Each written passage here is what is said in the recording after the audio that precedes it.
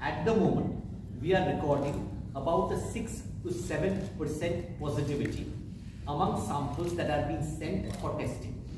So 6 to 7% positivity in samples that are being sent for testing. Automatically the question would be, how many are we sending for testing?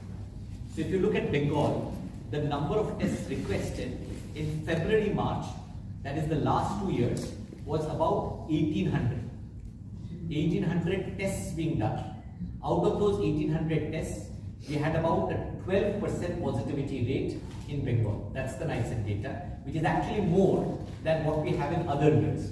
2019, for instance, we did about 12,000 tests in Bengal, about 12,000 tests, and out of that, the positivity rate was about 6%.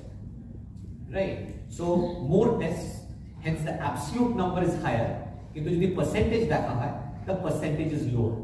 What about Northeast data? So for the Northeast, the number of tests have actually matched that in Bengal. So all the 7 sister states that we have together have done around 2,000 tests again this year between January and March. And again, the number of positive cases are about 7% in 2023. You can calculate the numbers from there. There's a lot of other viruses, and maybe we'll come back to that. But there's a lot of respiratory syncytial virus, RSV বলে একটা virus হয় যেটা আমরা বাচ্চাদের ক্ষেত্রে দেখে থাকি normally. At triggers of airways disease, asthma etc. trigger, what is special to India? তো আমি আমার পেশেন্টদেরকে অনেক সময় বলি যে ঠান্ডা গরম অ্যাভয়েড করো, একটু ঈষদুষ্ণ গরম জলে চান করো. So the reason we say that is the viruses seem to replicate better when they get a cold temperature or when there are sudden changes at temperature. Chilled drinks seem to be a trigger for airway manner. So তাই জন্য ঠান্ডা avoid করা, chilled drinks avoid করা, সর্দি গরমি ঠান্ডা গরম avoid করা are things we tell from that perspective. The virus replication seems to be greater in the cold, and the fact that you seem to have more of airway spasm when there is change of temperature and when you take chilled drinks. So তাই জন্য এই concept about avoiding this. We are constantly working to help people live life to the fullest. So when it comes to awareness, Abbott does multiple scientific exchange meetings where we raise this topic about awareness, role of vaccination, and these meetings are done directly with the doctors or in collaboration with medical societies. Secondly, we also started a campaign way back in 2017 called as MAI, M-A-I, that is Mothers Against Influenza, where we educate pregnant women about the need about this particular disease of influenza and the need of vaccination. We also tap into the media, like the way we are doing out here, whether the print or the radio, also the social media, Instagram and the Facebook, to spread awareness of this particular disease. One more perspective what we are doing out here from an awareness is about school-going children.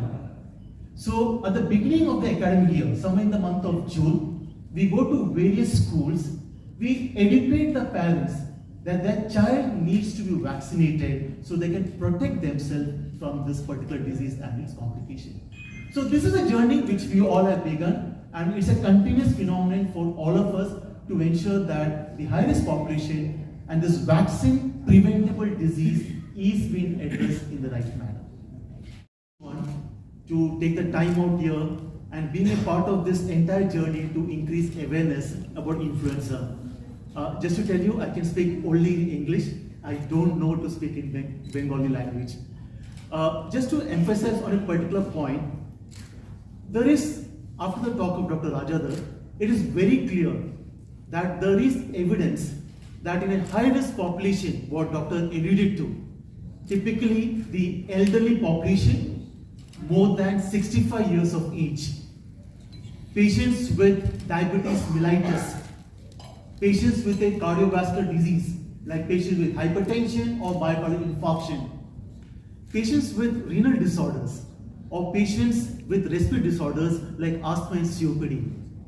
If these patients are vaccinated, there's a 50% less chance of hospitalization if they're infected with influenza. And that's the reason this high-risk population is very important, that they need to be vaccinated. Similarly, if I look at the pediatric age population, children less than 5 years of age, if they are vaccinated, there's a 57% less chance of hospitalization if they get infected with influenza. And the most important population, that is a pregnant woman, if they are vaccinated, there's 20 to 30% less risk of preterm birth if they're infected with influenza. As you understand, preterm birth is the birth of a baby before the term of the gestation. So all this evidence clearly suggests that if these people are vaccinated, all this influenza related complications and hospitalizations can be avoided. Now coming to